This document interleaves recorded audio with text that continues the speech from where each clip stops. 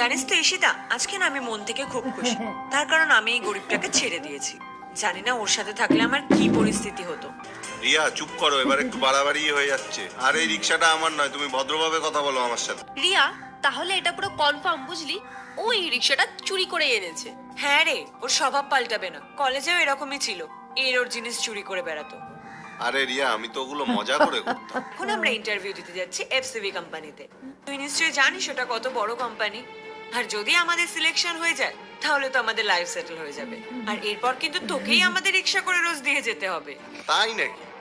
আচ্ছা, এত বড় কোম্পানিতে তোমাদের ইন্টারভিউর জন্য ডাকলো কি? আমরা নিজেরাই অ্যাপ্লাই করেছিলাম আর আমাদের সিলেকশন হয়ে গেছে। কিন্তু সরি টু সে, তোমরা ইন্টারভিউ দিতে পারবে না। তুই কে যে আমাদের বারণ করছিস? আমরা ইন্টারভিউ দেবই, দেখি আমাদের কি আটকায়। আমি কে বারণ করার? আমি এই কোম্পানির ওনার। আর আমি আমার কোম্পানিতে এমন কাউকে